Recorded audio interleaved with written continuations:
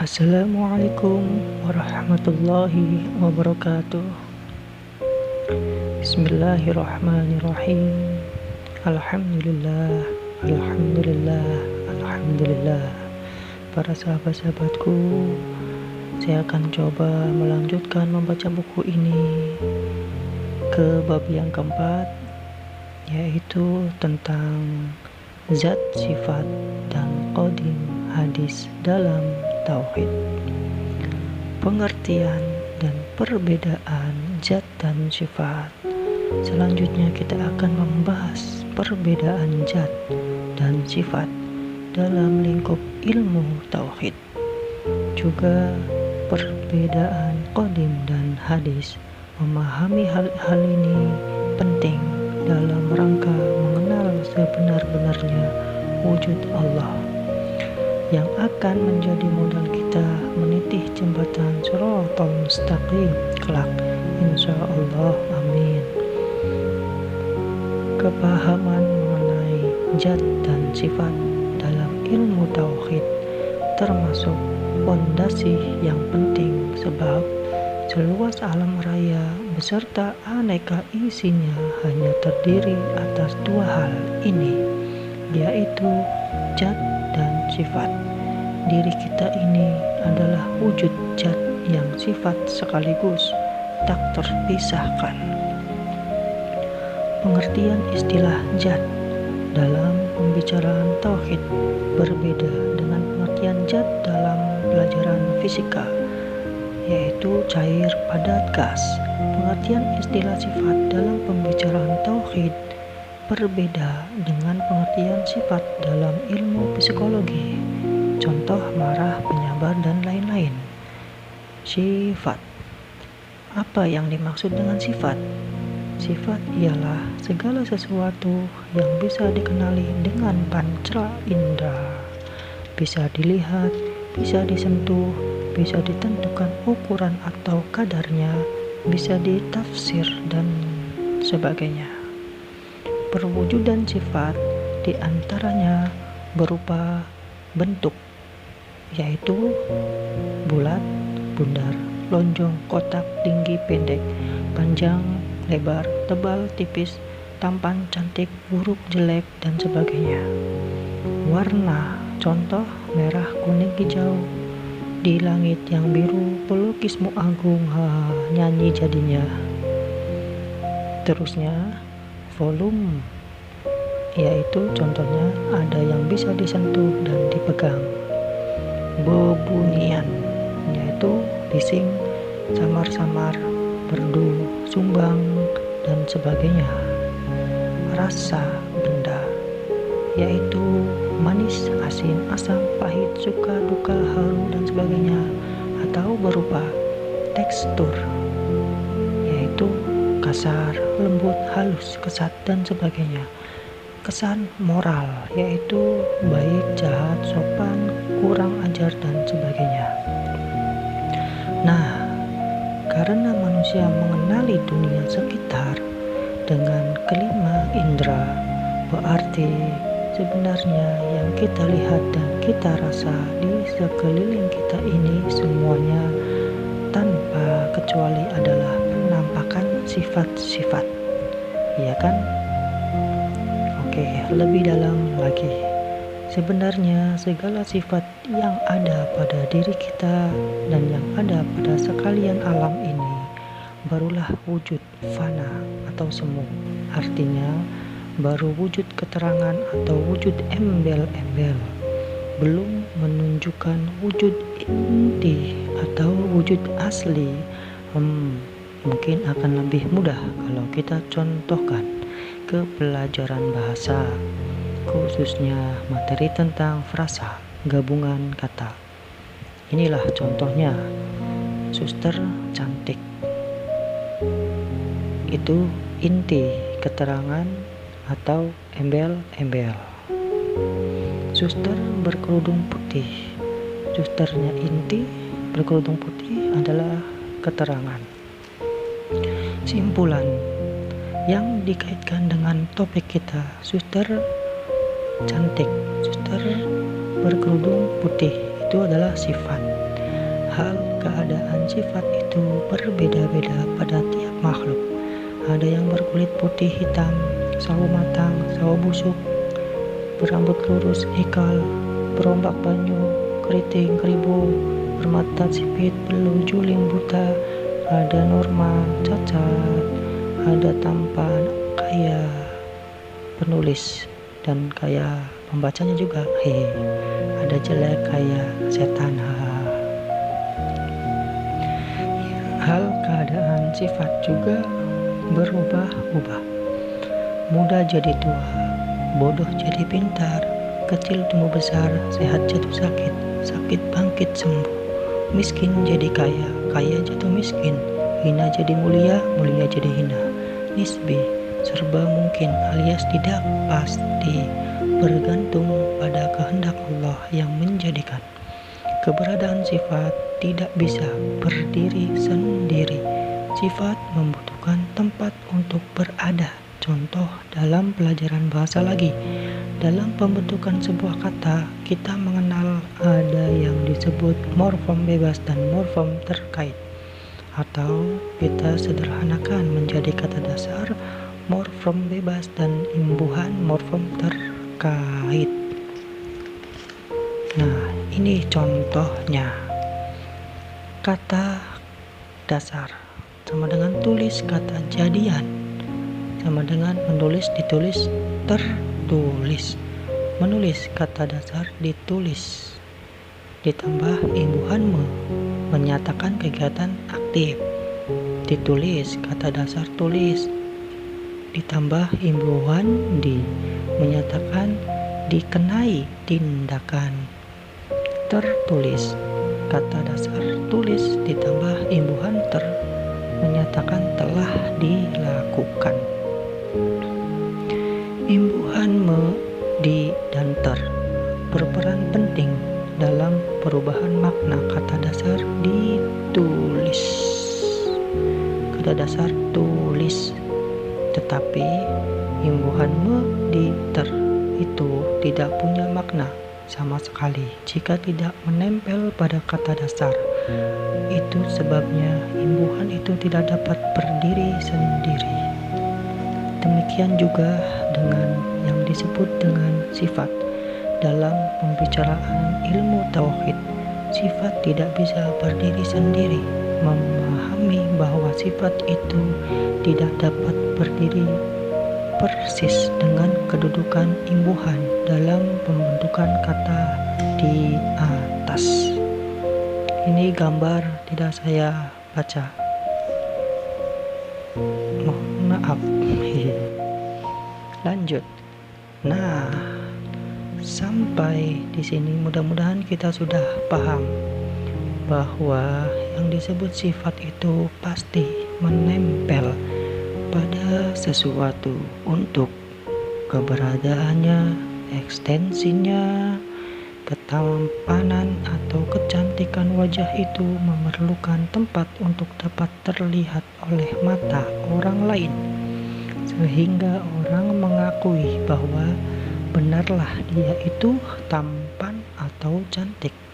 Kalau tidak ada tempat menempelnya sifat tampan dan sifat cantik, niscaya tak seorang manusia pun bisa ngeksis dengan ketampanan atau kecantikannya. Jadi, sifat ini bertempat di mana? Ketampanan atau kecantikan itu menempel pada apa? Pada kulit. Salah, sebab kulit itu pun sendiri adalah sifat. Ingat lagi bahwa yang disebut sifat itu segala sesuatu yang dapat dilihat, diraba, dirasa, dan sebagainya. Jadi, sifat ini bertempat di mana? Sifat bertempat pada zat. Maka jangan kaget kalau ada menemukan perkataan semacam ini. Sifat berdiri pada zat, atau sifat bertempat di zat, atau sifat itu bertubuhkan zat, atau setiap ada sifat mesti ada zat. Lalu yang disebut zat itu seperti apa? Sifat berdiri pada zat, atau sifat itu esa dengan zat, sedangkan zat itu juga esa dengan Tuhannya, Rabbul Izzati. Oke, kita lanjut ke zat. Untuk memudahkan paham mengenai zat, silahkan Anda lihat dulu gambar di bawah ini. Tentu Anda mengenal pasti benda yang ada pada gambar di bawah ini kan? Ya, betul. Kapur tulis. Seandainya saat ini Anda sedang memegang sebatang kapur tulis dan melihat warna putih kapur tulis, sebenarnya yang Anda pegang dan lihat itu bukan zat kapur tulis, melainkan sifat kapur tulis. Ingat, setiap yang bisa disebut dirabah dan dilihat itu semua sifat, bukan zat. Nah, jadi zat kapur tulis itu yang mana atau yang bagaimana? Kalau Anda mau tahu zat kapur tulis, mau tidak mau Anda sisihkan semua sifat yang menempel pada kapur tulis itu. Artinya Anda mesti mengikis kapur tulis itu sampai tidak ada lagi sifat kapur tulis yang tersisa. Kalau masih ada sifat kapur tulis yang bisa dilihat, dipegang, dan disebut, berarti pencarian kita belumlah sampai ke zat. Kapur tulis, kikis kapur tulis itu sampai tidak terlihat lagi sifat warna putihnya, kikis terus sampai tidak ada lagi sifat kapur tulis yang bisa dipegang. Kikis terus sampai tidak ada lagi sifat kapur tulis yang bisa disebut. Sudah? Nah, itulah zat kapur tulis yang sebenarnya. Seperti apa? Bisa dilihat tidak? Bisa disebut tidak?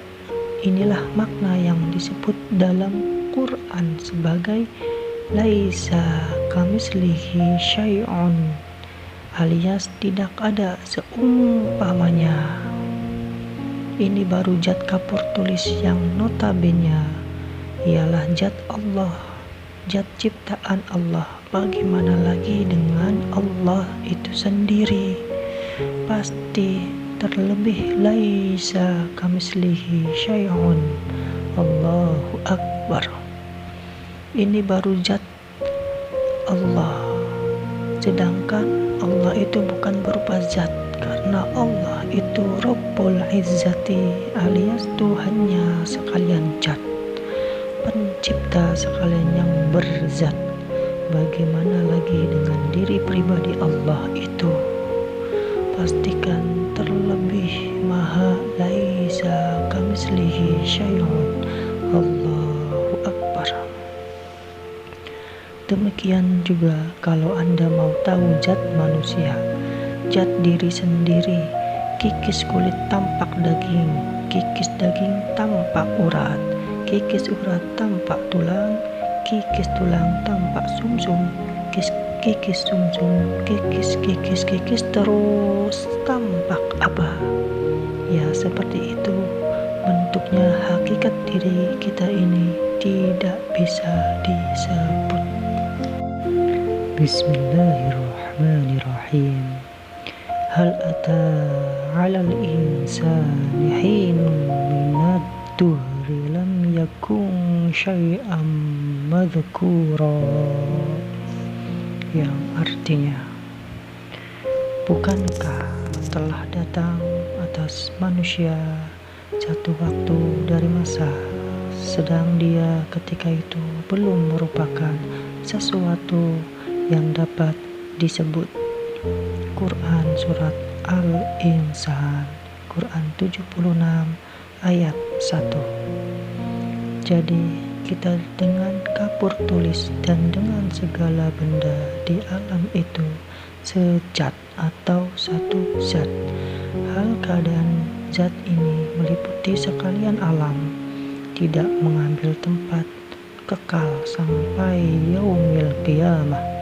Maha suci, yaitu bersih dari segala sesuatu, bersih dari segala sifat, kosong yang tanpa partikel. Itu sebabnya di Quran Allah mensifati dirinya sebagai maha meliputi, karena ada yang maha meliputi tetapi bukan Tuhan.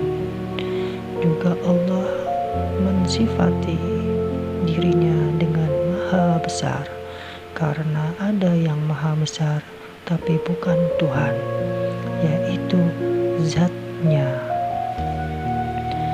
Zat ini banyak variasi sebutannya dalam Quran. Di antaranya Nur, Roh, Maha Suci, sedangkan dalam ilmu kalam disebut Kosong, Maha Ruang, Tubuh, Alam, dan sebagainya. Ada kalanya jasad manusia diibaratkan sebagai air yang membeku. Lihat gambar.